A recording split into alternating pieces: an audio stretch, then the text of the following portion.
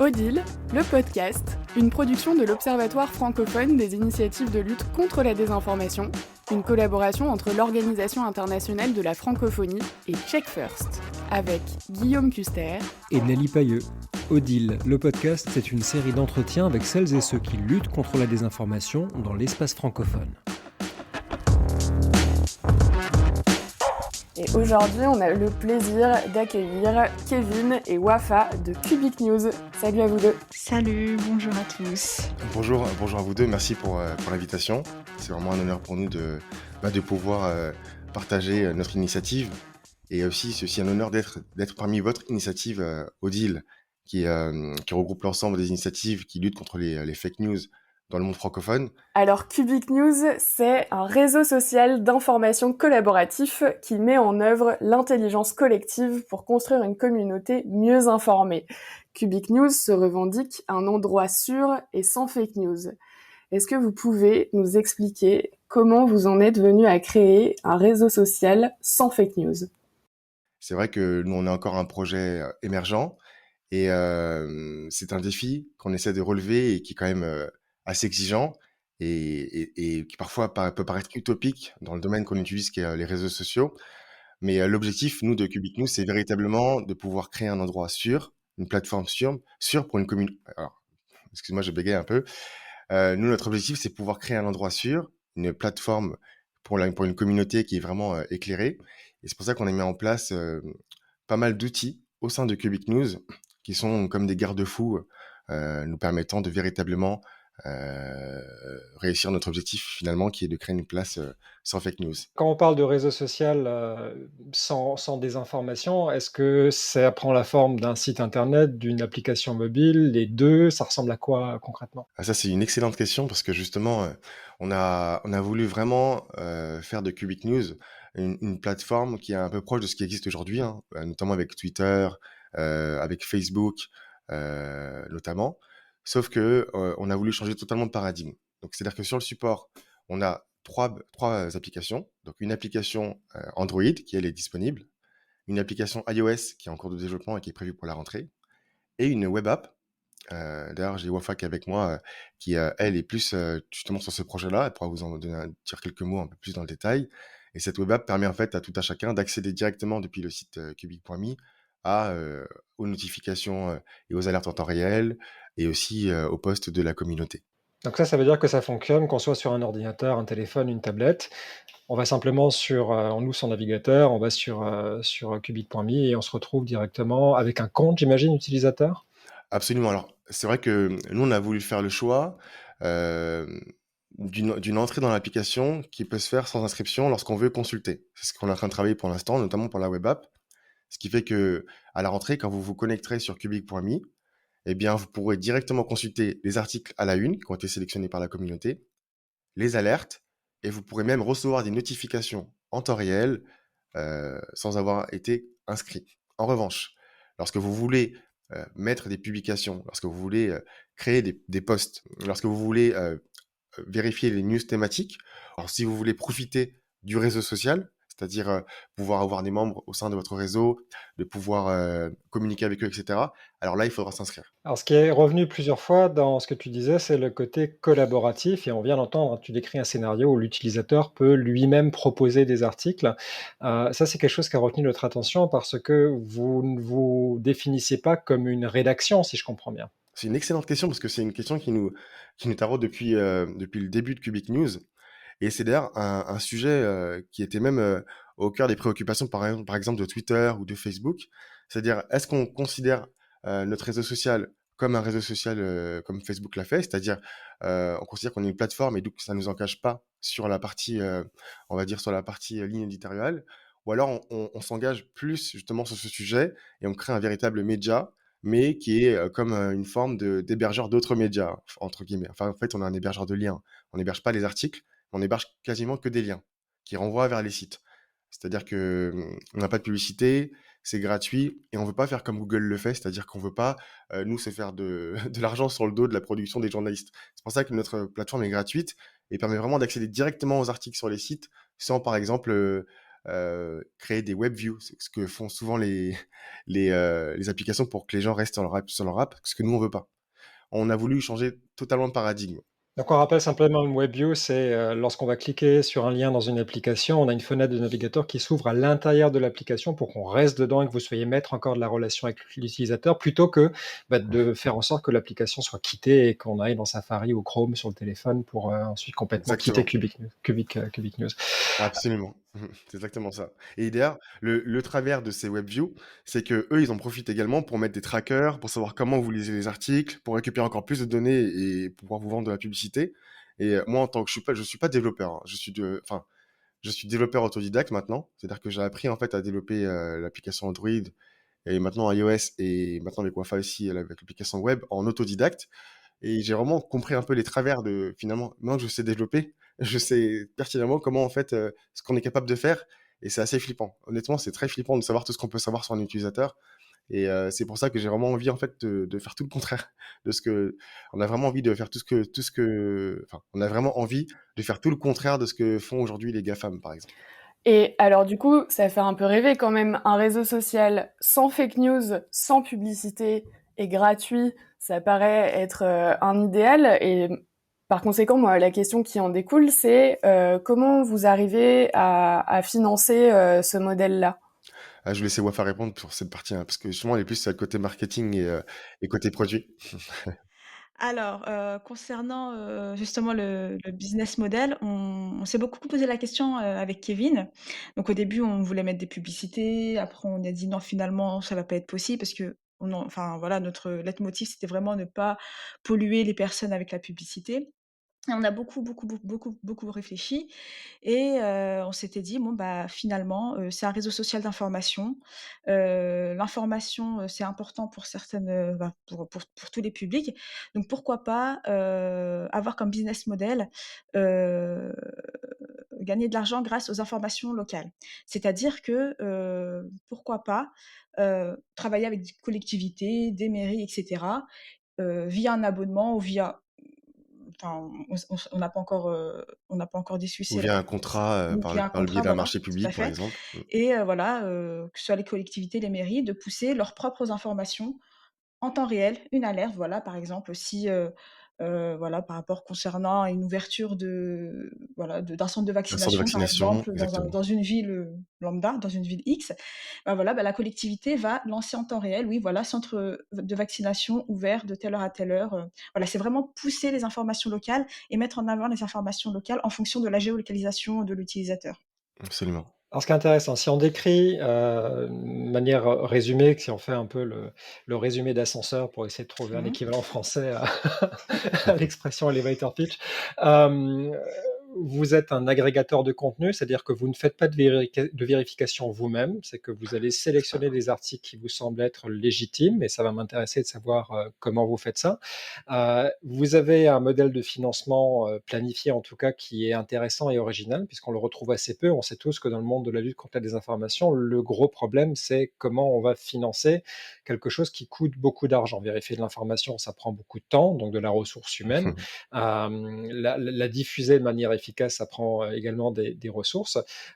Donc là, votre manière d'équilibrer cette équation-là, c'est de dire, on produit pas le contenu, mais on fait confiance à des gens qui font ça mieux que nous. En revanche, on va l'exposer en leur proposant un accès à une communauté qui existe ça. Et puis vous rajoutez par-dessus des clients qui vont vouloir diffuser leur propre information. J'imagine que pour ces clients-là aussi, et là on commence à toucher à la véracité de l'information, vous avez des critères, vous exigez que ce soit des gens reconnus, n'importe qui peut pas vous acheter de l'accès à vos utilisateurs.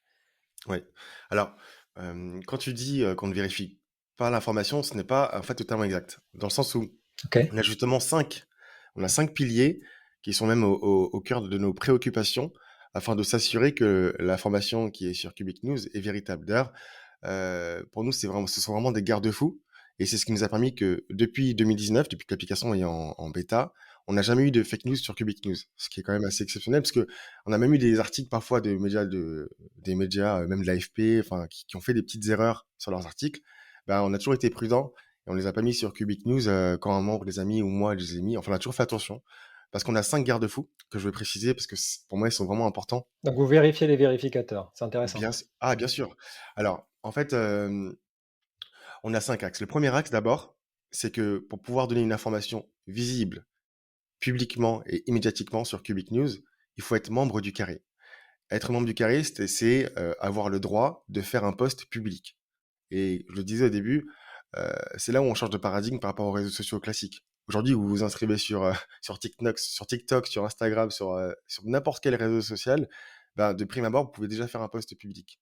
D'ailleurs, ça a causé des torts, hein, beaucoup de torts, ce genre de choses, et parfois ça peut poser des torts dramatiques. Quand on pense par exemple en Nouvelle-Zélande, où le terroriste a activé Facebook, il a fait un direct pendant 8 minutes et que les modérateurs n'ont pas vu tout de suite ce direct, et qu'il a tourné sur la plateforme et qu'il a tué des musulmans dans une mosquée, ça, typiquement, ça peut pas arriver sur Cubic News. Quand tu dis il faut être membre du carré, qu'est-ce que ça veut dire? Qui définit les règles pour rentrer dans le carré? Oui, bah, je viendrai après, mais être membre du carré, c'est-à-dire que tu as une légitimité pour pouvoir faire un post public. Et ça, cette légitimité, en fait, c'est un système de points qu'on a développé. À chaque fois qu'un post est de qualité, la personne gagne des points. À chaque fois qu'elle a fait des commentaires de qualité, elle gagne des points. En fait, c'est un algorithme que j'ai développé. Et au bout d'un moment, en fait, elle devient membre du carré et ça apparaît visible sur son profil, membre du carré. Donc un système un peu à la Reddit où l'utilisateur va voter. Tout à fait. Exactement. En fait, il y a le système de vote et aussi, moi et l'équipe de Sentinelle, je viendrai justement dans le 4e axe, en fait, on voit, en fait, les membres qui sont, des membres qui ont un discours qui est en général, basé sur les arguments. Il y a pas d'attaque ad hominem, c'est-à-dire qu'on a une charte à respecter quand les gens font des posts. Ils doivent valider cette charte-là, c'est très visible, et cetera, et cetera. Donc ça, c'est vraiment le premier axe, c'est que pour pouvoir donner une information visible, publique et immédiate, il faut être membre du carré. Ensuite, le deuxième axe, c'est toute information qui est publiée sur Cubic News, elle doit être sourcée, soit par un lien d'un média, soit par un lien d'un réseau social, un autre réseau social, le plus souvent Twitter, hein, ou ça peut être aussi YouTube. Soit ça doit être une photographie qu'on peut importer directement sur l'application Cubic News, en tout cas aujourd'hui sur l'application Android. Et ou alors, en dernier recours, en citant une source précise dans le post, si on fait un post sans lien. Mais ça, c'est vraiment la deuxième information qui est précieuse. Et d'ailleurs, moi, je suis assez étonné de la discipline. Enfin, ils sont vraiment très disciplinés, les membres de la communauté, dans le sens où dès qu'ils font un post, ils le sourcent maintenant. Moi, j'ai pas de post où les gens ne sourcent pas leurs articles. Et ça, c'est assez pratique pour nous, parce que nous, notre algorithme, en fait, il analyse les posts en temps réel. C'est-à-dire quand vous faites un post sur Cubic News, vous l'avez pas encore envoyé, que l'algorithme est déjà en train d'analyser le lien. Si c'est Le Monde, par exemple, bah, dit mince, a priori, ce sera fiable. Si c'est, je sais pas, quand c'est des médias que nous qu'on a dans notre base de données, parce qu'en fait on a une base de données de tous les médias. Chaque fois qu'il y a un nouveau lien, moi j'ai une alerte sur mon téléphone qui me dit il y a une nouvelle source qui a été publiée sur Cubic News. Ça permet en fait de moi de mettre dans la nomenclature une note. Donc je mets une note à cette source pour savoir si elle est fiable ou pas. Je regarde tous les articles qu'il y a sur le site et tout. Comme ça, la prochaine fois que quelqu'un poste un article depuis la même source, ben j'ai pas à m'inquiéter. J'ai pas une nouvelle notification pour me dire c'est un nouveau média. Ensuite, je pourrais directement contrôler la publication. Donc j'imagine que RT n'a pas le même score que Le Monde chez vous. C'est ça. En fait, c'est. Mais voilà, c'est pour ça aussi que là, tu fais une très bonne transition pour le troisième axe. Le troisième axe, c'est que Cubic News est un agrégateur de news et donc la pluralité des sources est un garde-fou. En fait, il y a vraiment de tout sur Cubic News et comme tu dis très bien, il peut y avoir très bien des médias étatiques comme Sputnik News ou comme RT, comme tu le disais, qui sont attachés en fait à la Russie et effectivement qui font une forme de propagande, mais qui parfois vont mettre des articles qui sont vrais et justes et objectifs. Simplement, quand je dis objectif, on est jamais objectif dans le journalisme. C'est-à-dire que toutes les rédactions, là je les vois vraiment avec le... Je suis pas journaliste de formation, mais franchement avec tous les articles que je lis, j'ai toutes les applications news sur mon téléphone, tu vois, et je vois véritablement que souvent les articles sont vrais, mais le plus dangereux, c'est pas la vérité en fait dans l'article. Le plus dangereux, c'est le choix du sujet abordé et la façon dont ce sujet est abordé. Mmh. C'est ça en C'est l'angle de réalité, vue l'angle de du vue. du Et journaliste. c'est incroyable hein, quand on lit certains articles, de se rendre compte que ce qui est indiqué dans l'article est vrai, mais il y a un choix vraiment d'orientation qui peut manipuler l'opinion. Et c'est sur ça que nous, on est plutôt prudent, même sur la question de la peur. Par exemple, il y a des grands médias qui vont faire beaucoup d'articles pour faire peur, par exemple, aux utilisateurs sur le Covid. Nous, on a fait le choix sur Cubic News qu'il n'y ait pas trop d'articles qui font peur, mais au moins qui informent. C'est pas juste la vérité ou le fait que ce soit faux, c'est avoir un certain recul. Et pour ce faire, un point aussi qui est qui est le quatrième axe, il y a des sentinelles du coup qui veillent au grain et qui s'assure que toutes les publications soient de qualité. Donc, ils ont une forme de tour de contrôle. En fait, c'est la Watchtower. Moi, je l'ai, la Watchtower. Tout le monde ne l'a pas, hein, dans l'application. Mais je vois en temps réel dès qu'il y a un post, je le vois arriver. Dès qu'il y a un commentaire, je le vois arriver. Donc vous avez une communauté de super utilisateurs ou d'administrateurs, si on compare ça au vieux monde des forums de quand j'étais jeune. C'est Euh, exactement ça. C'est exactement Ok. ça. C'est ça. Et enfin, le cinquième axe que nous, on met à la fin parce que on veut véritablement faire de Cubic News un outil qui met en avant l'intelligence collective et l'intelligence humaine avant l'intelligence artificielle. C'est pour ça que je dis que c'est un paradigme totalement différent parce qu'on met l'humain au cœur du dispositif. On aurait pu faire le choix de faire un robot, par exemple, qui crawl l'ensemble des sites, comme certains le font. Donc un robot qui va rapatrier les contenus de différents sites pour les mettre dans votre propre application. Absolument, de façon automatique. Ça alimente du contenu. Enfin, après, nous, on n'a plus rien à faire. Mais après, il y a des risques. Donc, c'est pour ça que le cinquième point, c'est qu'on a quand même créé un algorithme qui est simple, mais qui est efficient et qui analyse l'ensemble des sources et qui identifie, du coup, comme je le disais, la qualité de chacune des sources. Par exemple, si quelqu'un poste un lien Facebook, bah, il ne peut pas être visible dans le carré, donc il ne peut pas être public. Il n'est jamais public, un lien Facebook. En fait, la communauté peut le propulser. Il peut être, c'est ça en fait qui change aussi un peu la donne. Donc là, j'ai fini les 5 axes, mais ça, c'est un point que je voulais quand même ajouter, c'est la propulsion. Quand vous rentrez vous inscrivez sur Twitter, vous faites un post, personne ne le voit. Et Mm. personne ne le verra jamais. Vous venez de vous venez de vous inscrire à un post. Coucou les gars, je suis sur Twitter. Salut les gars. Personne ne verra votre Donc c'est post. pas réputé comme étant une source fiable avant d'être reconnu comme intéressant par la communauté et donc Mm. propulsé sur la plateforme. Voilà. De toute façon, Twitter ne propulse rien du tout, hein. Voilà. Mais nous, Cubic News, on a fait un autre choix. C'est le choix de dire demain Nelly s'inscrit sur Cubic News, a mis une information qui est pertinente et qui peut même être une alerte. Je donne un exemple, hein. Une alerte, ça peut être une alerte négative ou positive, mais si c'est négatif, je sais pas, il s'est passé quelque chose de grave en bas de chez elle, bah, le met sur Cubic News. Bah, si c'est quelque chose de pertinent pour l'ensemble de la communauté, les sentinelles peuvent le propulser. Et quand c'est Mm. propulsé, c'est toute la communauté en France qui reçoit la notification push. Et alors moi je voulais te poser une question et revenir sur ce que tu disais par rapport à la fiabilité parce que je trouve ça assez intéressant de savoir que vous avez des moyens de labelliser différents médias, différentes sources.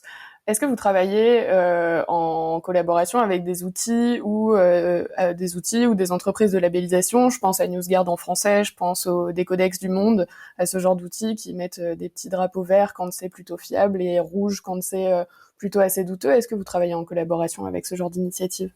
Pas du tout, on connaît bien, hein, mais Mm. d'ailleurs, je me suis amusé à balayer un peu Odile et j'ai vu que NewsGuard NewsGuard en français et chez nous, oui, tout à était fait. chez vous. Enfin, nous, on fonctionne pas du tout sur un modèle qui vise à gagner de l'argent sur la vérification. C'est pas notre objectif. L'objectif, c'est vraiment faire en sorte que l'information soit un droit inaliénable et que si on veut accéder à de l'information, en fait, nous, on doit pas payer pour avoir cette information-là. En revanche, on veut s'assurer aussi que le journaliste, le métier de journaliste est défendu. C'est pour ça qu'on a trouvé un équilibre entre les deux. C'est pour ça que nous, on renvoie directement vers les sites. Pour que eux puissent monétiser directement plutôt que de Voilà, garder pour vous les subsides Mm. des visites. Donc si on c'est ça. résume, les 5 piliers, donc il faut faire partie du carré pour pouvoir avoir de la crédibilité sur la plateforme et pour faire partie du carré, il y a un système de points qui est développé par vous. Il y a une question de sourçage obligatoire des posts, et que les Absolument. posts ne sont pas reconnus comme étant fiables s'ils ne sont pas sourcés. La pluralité des médias représentés est une garantie chez Cubic. Mm. Vous avez des sentinelles qui font partie de la communauté et un algorithme qui va aller pondérer un peu tout ça, vous aider en tout cas, vous en tant qu'humain, à garantir la fiabilité de l'information. C'est parfait, c'est exactement ça. C'est ça. Résumer les 5 axes en version courte, c'était exactement ça. Donc, Parfait. donc, donc c'est une proposition qui est assez originale dans l'espace. Quelle communauté est-ce que vous avez réussi à rassembler aujourd'hui depuis 2019 que vous avez déjà lancé l'application dans le monde? Alors, en termes de nombre ou en termes de public, quel type de communauté? La question Alors, que j'ai eue. on sait qu'il y a une question qualitative et quantitative à chaque fois quand on parle du Mm. public, parce que moi, ce qui m'a frappé, par exemple, c'est que tu parlais de l'autodiscipline de la communauté qui disait, Oui, j'ai même plus besoin de leur dire de sourcer, ils sourcent directement. absolument. Donc, manifestement, qualitativement, il y a des gens qui trouvent un intérêt à être à la fois lecteurs et puis producteurs eux-mêmes pour Cubic. Absolument. On va peut-être commencer par la quantité parce que ça va être assez vite évoqué. Combien d'utilisateurs est-ce que vous avez? Et puis ensuite, on peut parler peut-être du type d'utilisateur que vous avez sur Cubic. actuellement, nous avons environ plus de 500 personnes sur la partie Android et globalement, le public, déjà, c'est des personnes qui sont intéressées par l'actualité, par l'information. Donc là, il y a au niveau de ce public-là, il y a des utilisateurs actifs et récurrents et il y a également aussi, des journalistes ou des personnes qui, veulent produire et qui veulent informer les autres aussi, enfin sur l'actualité, sur leurs thématiques aussi, puisqu'il faut voir aussi que Cubic aussi, a des thèmes, donc différentes thématiques, donc en fonction, des préférences de chacun. Donc globalement, voilà, c'est vraiment des personnes en tant que public, des personnes qui sont vraiment intéressées par, tout ce qui est information, actualité et aussi, des personnes qui sont vraiment, voilà, qui veulent être plus dans la production et donner de l'information. Globalement, voilà, c'est 2 publics qu'il y a actuellement. Et c'est vrai que ça fait une forme de niche aussi. C'est peut-être pour ça aussi Mmh. qu'on a un public qui est discipliné. Ce sont des personnes qui à la fois veulent s'informer, c'est vraiment leur objectif quand ils téléchargent l'application et ils veulent, parfois aussi participer à informer la communauté quand ils ont compris le concept, hein. Parce que s'il y a un moment Mmh. d'adaptation pour comprendre aussi comment ce partage se fait, hem, quand on constate que des membres ne mettent pas de source, ben, nous on écrit à ces membres pour leur expliquer, ben, n'hésite Mmh. pas à mettre une source quand tu fais un post et cetera. Mais, ça se fait quand même assez rarement, ouais. Oui, ils sont disciplinés parce qu'en fait, justement, comment ça marche quand la première fois une personne, publie, bah, il doit lire une charte, en fait. Donc, il y a une charte au début qui dit: «Oui, voilà, vous devez respecter telle ou telle chose» et cetera et la personne, en règle générale, elle accepte et après elle suit, pour avoir, voilà, elle suit la charte et puis, tout se passe bien, globalement par la suite. On n'a jamais ban les utilisateurs. C'est jamais arrivé. C'est-à-dire qu'on n'a Voilà, tout jamais à fait. un membre, de Cubic News reste sur Cubic News. Après, s'il ne respecte plus la charte, il pourra plus poster, mais il pourra toujours lire. C'est un droit Mmh. pour nous de lire l'information, donc on va pas, en fait, supprimer son compte. Il pourra toujours lire, mais il pourra plus, en fait, faire le troll sur les commentaires, quoi.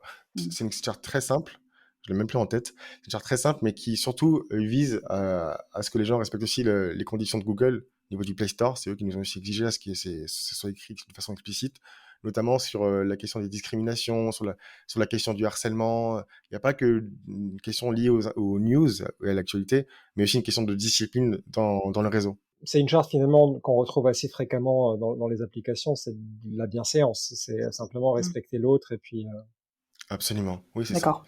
Et effectivement, il y a des commentaires, il y a une messagerie aussi. On a développé une messagerie Mmh. aussi sécurisée dans l'application. Donc c'est vrai qu'il y a quand même, pas mal de zones de risque finalement, notamment pour Google qui est assez exigeant de ce côté-là. Souvent, les ingénieurs passent sur l'application pour regarder si les gens respectent bien cela. il paraît qu'Apple c'est pire. En tout cas, OK, on vous laissera merci découvrir de nous ça. prévenir. Mais c'est pour le bien commun. Alors vous avez l'air très motivé. On a commencé à parler des perspectives d'avenir avec l'application d'une idée de modèle économique, avec le développement d'un site internet. Donc on parle de web Mmh. app, mais c'est ça finalement, c'est un site internet donc qui ne nécessite pas de télécharger une application pour utiliser Cubic. Ah, c'était ça l'objectif aussi, hein.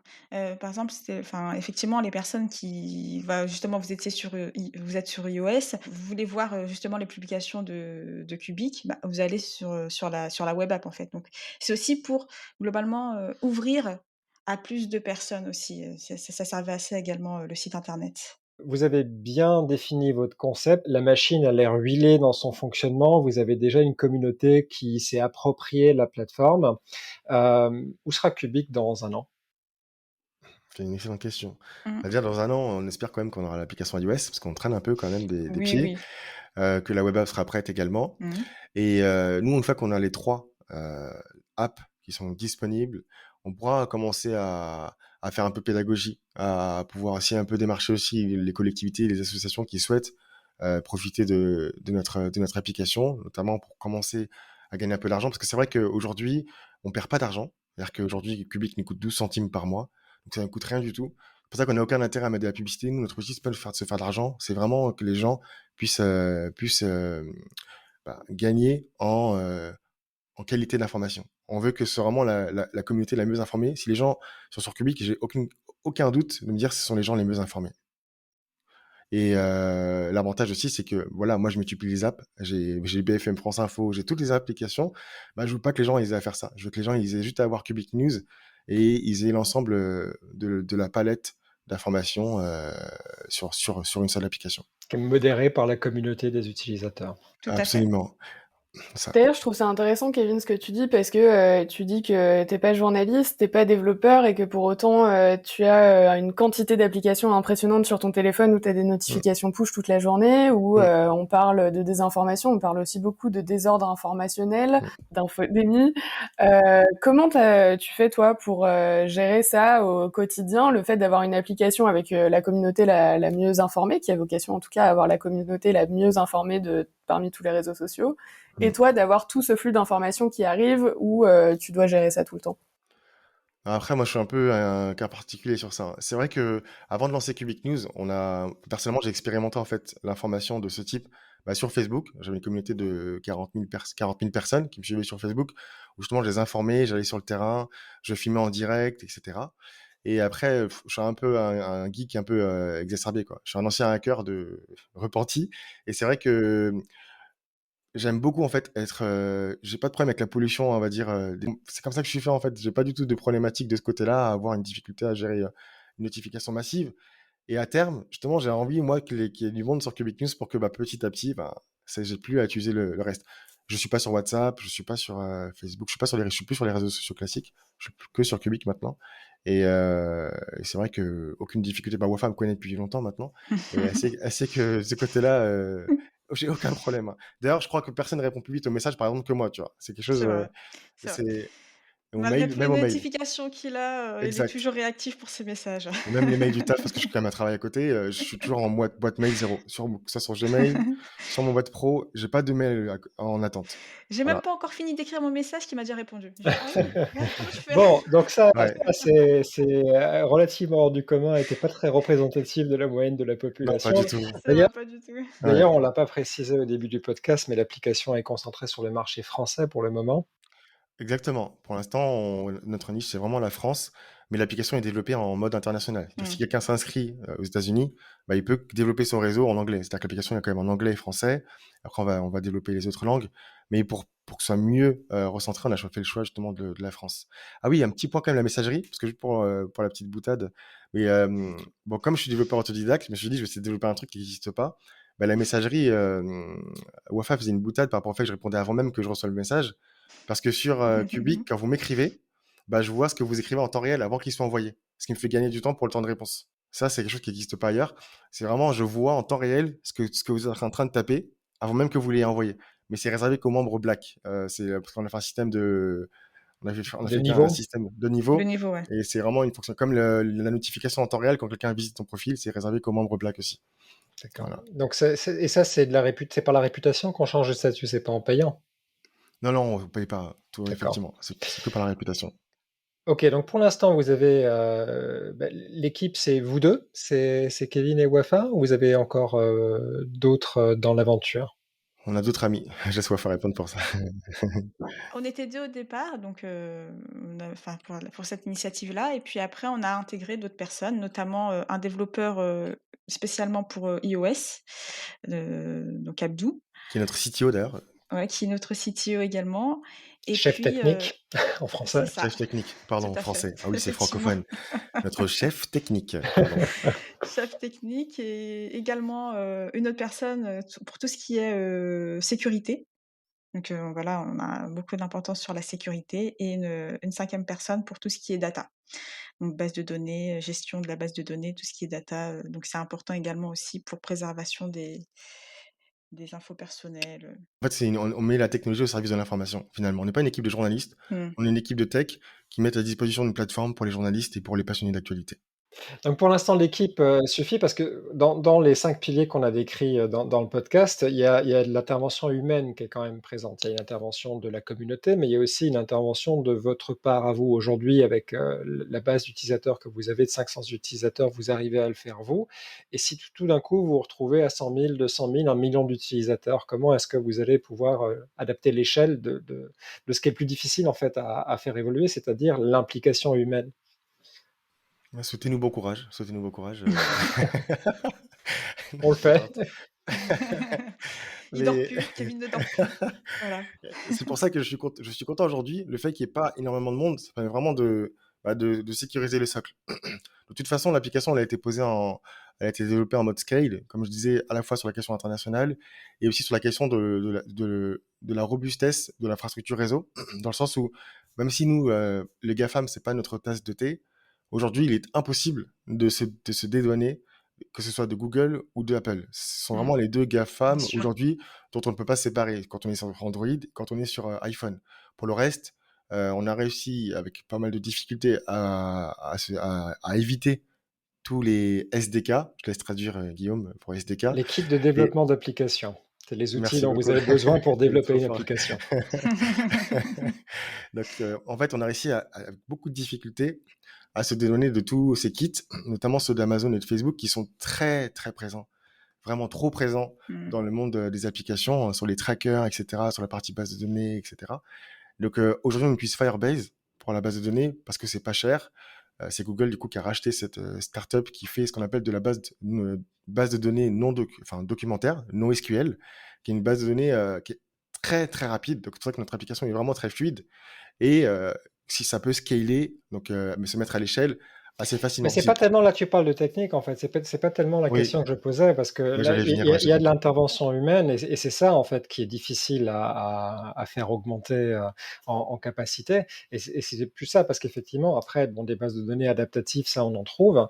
Mm, Euh, la machine va faire le travail toute seule. Il y a une absolument. part, j'ai bien compris, de si la communauté grandit, il y aura plus de membres black, comme vous les appelez, ou Voilà, c'est Mmh. plus ça, de le gens membre Tout à fait, bleu, qui c'est feront ça. exactement. partie qui feront partie des administrateurs, si on veut, ou Absolument. des super Mmh. utilisateurs qui pourront donner des points et faire monter en réputation les publications. Donc il y a une partie de la communauté, mais j'imagine la rétribution pour eux, c'est l'intérêt qu'ils trouvent à faire partie de l'aventure. Il n'y a pas de rémunération prévue pour eux, si j'ai bien compris le système.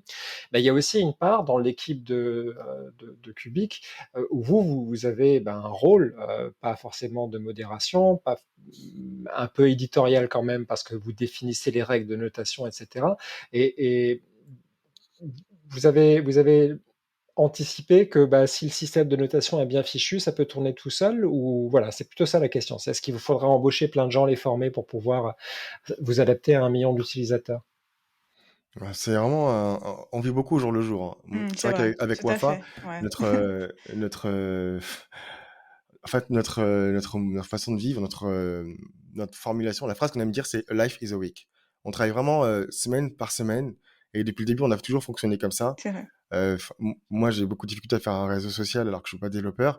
Si j'avais pas eu ce mode de fonctionnement avec, un mode agile, c'est-à-dire chaque semaine, je n'aurais jamais réussi à faire un réseau social sur Android tout seul, Oui, après effectivement, c'est très évolutif, hein. Ce que je veux dire, l'idée de départ qu'on a eue, voilà, ça a évolué, enfin, au jour le jour et on sait même pas dans un an, parce que tu posais la question tout à l'heure, ouais, comment on voit Cubic dans un an? exactement. Bah, peut-être on sait pas parce que ça évolue tout le temps. On peut trouver une idée, enfin, je sais pas, une semaine, changer complètement de direction et cetera. Donc pour l'instant, comme dit, Kevin, effectivement, on vit au jour le jour Mmh. et puis, on verra et espérons, oui, effectivement, qu'on a 1 million d'utilisateurs parce que c'est le but aussi. Mais on verra le moment venu. Je pense qu'on s'adaptera justement parce qu'on est en mode agile et je pense qu'on s'adaptera, au moment venu. Et mais sur le modèle, on est un peu comme Wikipédia dans le sens où on espère vraiment que sur le moyen ou long terme, il y aura une forme, d'autonomie des membres et qui sont en mesure de faire cette émulation que moi je fais aujourd'hui à environ à 90, mais que petit à petit, ce pourcentage, il est en train de diminuer d'ailleurs, parce qu'avant j'étais à 100, là je suis à 85-90 et plus le temps passe et plus en fait mon implication, à la fois dans les posts, dans la sélection, dans les alertes diminue. Et ça, j'ai bon espoir qu'avec le temps, ça me prenne de moins en moins de temps. Bizarrement, c'est ça le paradoxe, hein, c'est que l'objectif, c'est que qu'il y ait plus de monde, mais que ça me prenne moins de temps. Et pareil pour Wafa, et on a automatisé quand même pas mal de choses pour cela dans cet objectif. Mmh. On retrouve Cubic sur cubic.news, kubiq.news, ou si vous tapez Cubic dans votre navigateur préféré, ça devrait marcher. Vous avez une application dans le Google Play Store pour ceux qui sont équipés d'un téléphone Android. L'application sur iPhone va arriver, peut-être pas la semaine prochaine, ça dépendra de comment se passe leur vie de cette semaine-là, peut-être ce sera dans la vie d'après. Euh, Kevin et Wafa, où est-ce qu'on vous trouve, à part sur Cubic, si on s'intéresse à votre aventure? Vous êtes sur Twitter, sur d'autres réseaux sociaux? Alors sur, LinkedIn, hein, Wafa Belabas, également sur, Instagram, wafa.belab et sur Facebook, Wafa Belabas aussi. Donc voilà pour moi. Pour ma part, je suis plutôt caché en général. Vivant heureux, C'est vivant vrai, caché. c'est Donc, vrai, c'est vrai. Kevin, il passe vraiment, ouais. il veut passer incognito, lui, c'est Daft Punk, Ouais, je l'appelle Daft Punk. exactement. Ouais, j'ai 2 groupes de musique, par exemple, on ne sait pas que c'est moi derrière. Donc, si vous voulez me joindre, vous pouvez me faire un mail, kevin@cubic.news, tout simplement. On mettra tout ça en description de ce podcast dans tous les cas, pour que tout le monde puisse vous retrouver. Merci à tous les deux d'avoir passé ce moment avec nous dans Odile le podcast. Merci à vous. Merci, c'était vraiment sympa. Merci à C'était vous 2. sympa. Merci à vous. Et bonne chance à Cubic. Merci.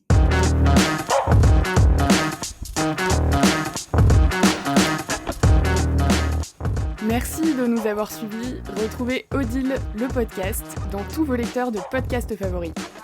Et le site de l'Observatoire francophone des initiatives de lutte contre la désinformation, c'est odile.org, odil.org, et sur Twitter, @obsdil.